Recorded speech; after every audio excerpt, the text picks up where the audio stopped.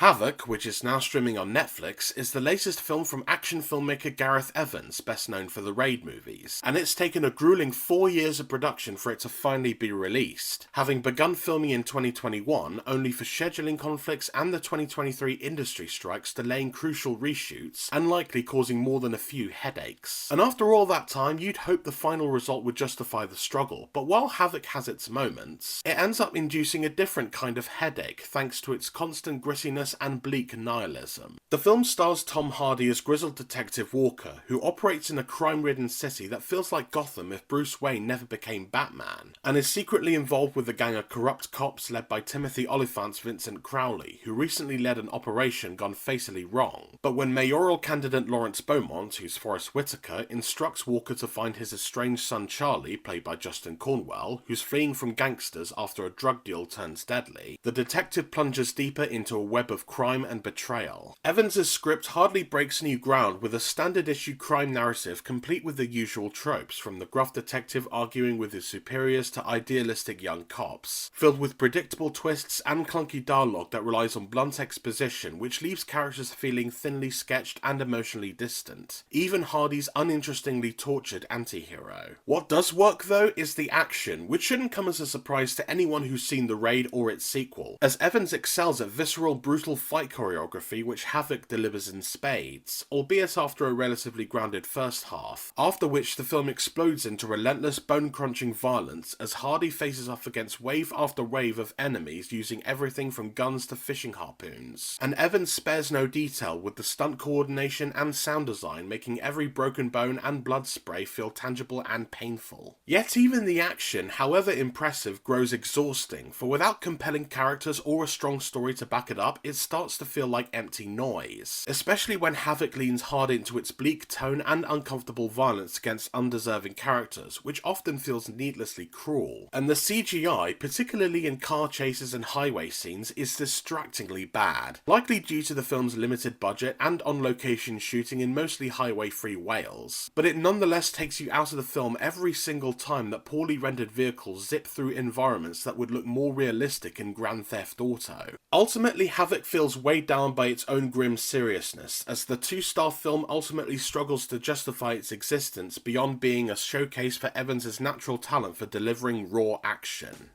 Visit the Film Feeder website to read my more detailed review, but for now, thanks for watching, please like and subscribe for more reviews, and I'll see you next time.